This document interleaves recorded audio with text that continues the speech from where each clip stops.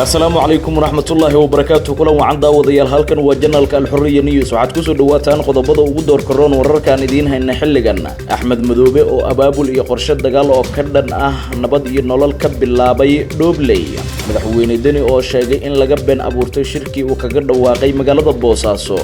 رئيس الوزراء أبي أحمد وكن حي نبض ينولل مركلنا توش كود داري جون إسكتاج الصومالي لان متكمد معارض كفيل الصومالية وقضب بيجي أول أنت فرماجو تجد الصومالي لان سون الدوي إن لديدو دجال علص أو كدعي مجرد الجوهر يبامل كهير شبيل أو كهلا دجال كاسية ففهنا الديراد أو كسو بحي جل مسؤولية دي سايدوش أريد حركة الشباب أو كدعي مجرد الجال كعيو أخبارات كدبة وررك جنالك الحرية نيوز أتكون داون دونتان وحاكم ده ضد بدن أو كل أنت أسبوع شكل دعدي حرق حوتي qodobada iyo qodobo kale ayaad ku daawan doontaan wararka janaalka alxurriya news haddii aad janaalka ku cusub tahay fadlan subscribe inoo saar gambaleelkana furo si aad u noqotid qofka koowaad hela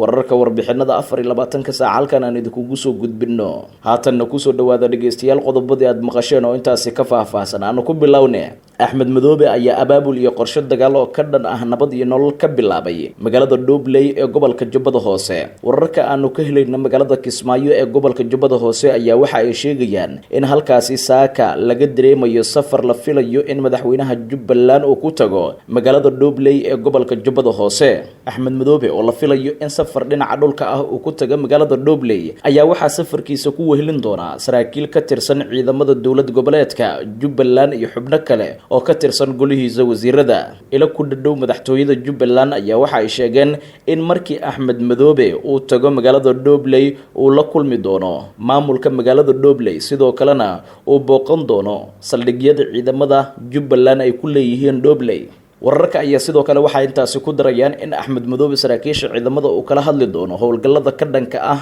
xarakada al-shabaab iyo in la adkeeyo ammaanka deegaanada uu gacanta ku hayo maamulka Jubbaland booqashadan uu madaxweynaha Jubbaland ku tagay magaalada Doobley ayaa waxa ay ku soo aadeysaa xilli deegaano ka tirsan gobolka Gado ay ka jirto xiisad u dhaxaysa ciidamada dawladda federaalka Soomaaliya iyo kuwa Jubbaland wararka soo baxaya ayaa waxa ay sheegayaan in Axmed Madoobe safarkiisa salka uu ku hayo abaabul uu doonayo in uu ka bilaabo magaalada Doobley iyo deegaanada maamulkiisa uu gacanta ku hayo xilligan رئيس الوزراء أبي أحمد أيا صوبا نجي قريرة الصومالية ولا جري سوماليلاند رئيس الوزراء أبي أحمد أيا برتي ستويتر ككوبا هي قريرة دياب له أو موجينيسا سوماليا ولا جري قبل ذا وقوي سوماليلاند قريرة أيا أبي أحمد وحا وكم موجينيا إثيوبيا مذهب عجارا هيشة وحا مقدس الصومالية ولا جري جبي أهم بقبل ذا وقوي سوماليلاند waxaa la socda fariin kooban oo ku qornayd afafka amxaariga iyo ingiliishka oo macna ahaan noqonaysa xorriyadda dalkeena barwaaqada dalkeena ka sokow qariirada Soomaaliya laga jaray gobolada waqooyi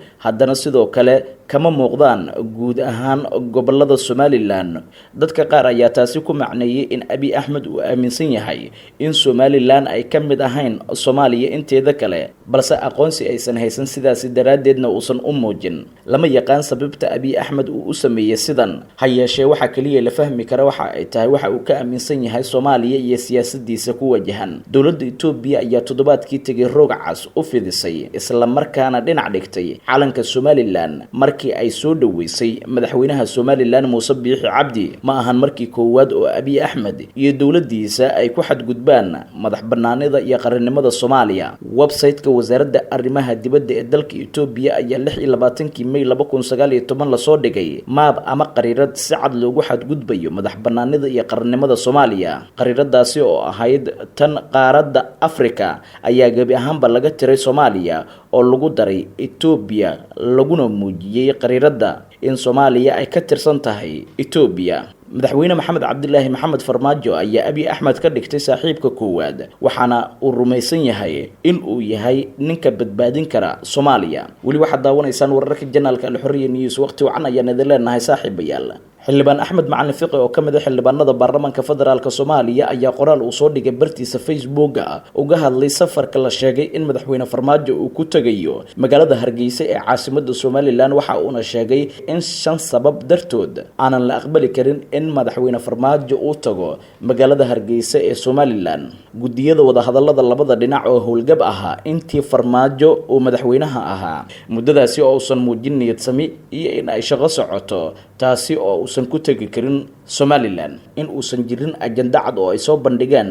labada dhinac oo safarkan lagu xaqiijinayo iyagoo Somaliland dhankeeda ay ka muuqato in lagu dirqinayo iyaga oo raalli ka ahayn Farmaajona uu doonayo in meel aan laga rabin uu tago. fashilka isku haynta maamulkiisa iyo dowlad goboleedyada ka dhisan koonfurta iyo bartamaha Soomaaliya iyo aaminsanaantiisa in xoog iyo ismaquunin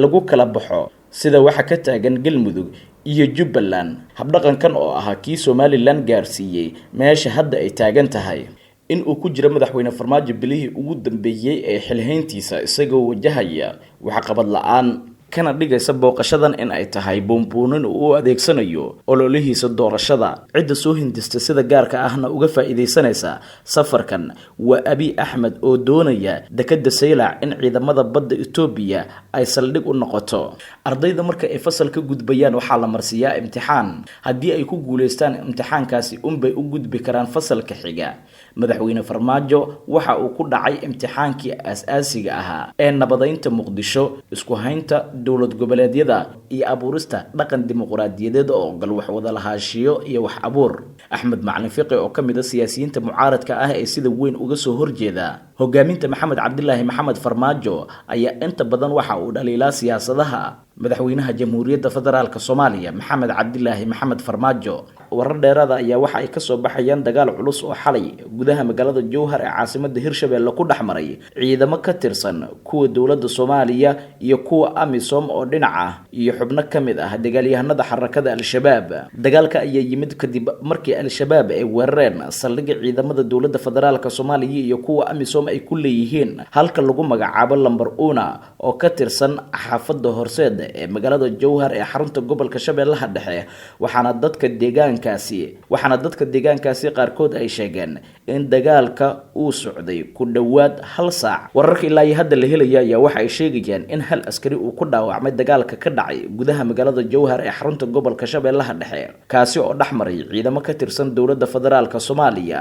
iyo kuwa dagaalyahanada xarakada Al-Shabaab. dadka magaalada ayaa waxa ay sheegayaan in uu jiro khasaaro soo gaaray dadka shacabka ah ee halkaasi ka agdhawaa. dhinaca kale wasiirka amniga Hirshabelle Maxamed Cabdiraxmaan Khayr oo ka hadlay dagaalka ayaa sheegay in xubno ka tirsan dagaalyahanada xarakada Al-Shabaab ay soo weerareen kontarool laga soo galo magaalada Jowhar ee xarunta gobolka Shabeellaha Dhexe. ha yeeshee ciidamada dowladda iyo kuwa AMISOM ay iska caabiyeen dagaalkaasi. wararkii ugu dambeeyay ee saaka laga helay magaalada Jowhar ee xarunta gobolka Shabeellaha Dhexe ayaa waxa ay sheegayaan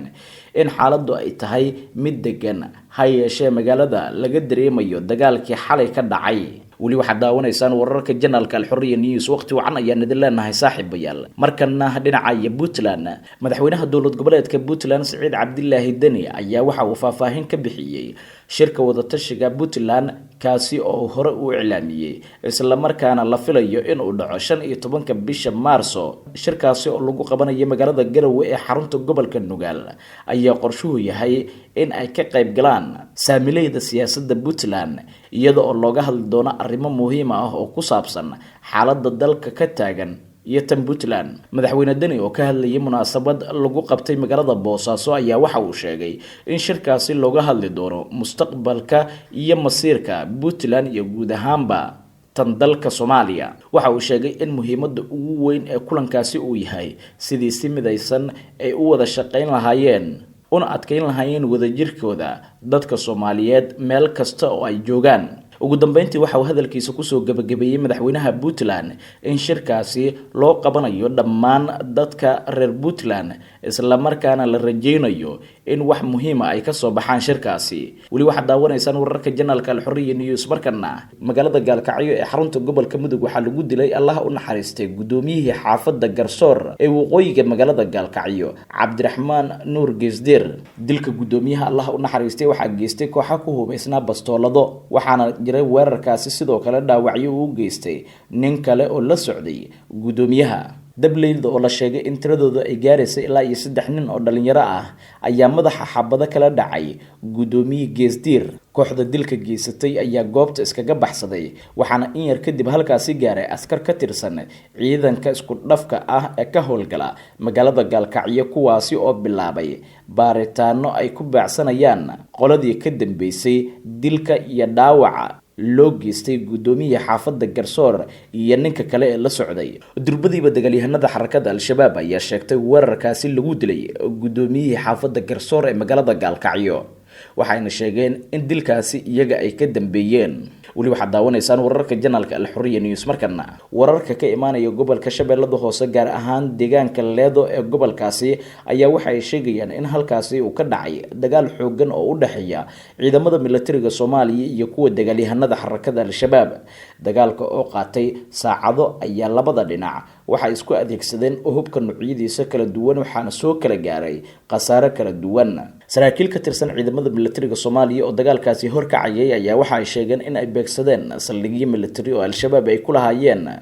deegaanka Leego oo hoos yimaada degmada Walaweyn ee gobolka Shabeellada Hoose. taliyaha guutada 16aad ee kumaandoosta xoogga dalka ee Danab gaashaanla sare Ismaaciil Cabdimaalig ayaa sheegay in howlgalka ay ku dileen ilaa 13 xubnood oo ka tirsan dagaalyahanada xarakada Al-Shabaab, kuwa kalena ay ku dhaawaceen. Ismaaciil ayaa sidoo kale tilmaamay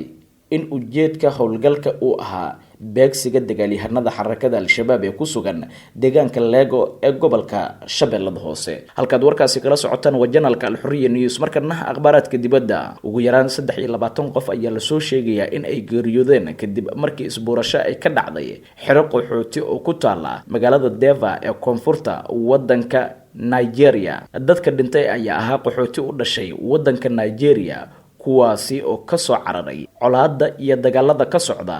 gobolka Boram, halkaasi oo aad ugu xoogan yihiin dhaqdhaqaaqyada xagjiriinta ee kooxda Boko Haram. saraakiisha Nigeria iyo warbaahinta u sheegay in isbuurashada ay sababtay geerida ilaa 23 qof kadib markii qaxootiga ay isku dayeen in ay boobaan raashin mucaawino ah oo la doonayay in loo qaybiyo. guud ahaan daawadayaal waa naga intaa wararka aad kala socoteen janaalka Al-Xurriya News. haddii aad janaalka ku cusub tahay fadlan subscribe inoo sar gambaleelkana furo si aad u noqotid qofka koowaad ee hela wararka warbixinada 24 saac halkan aan idinkugu soo tabino.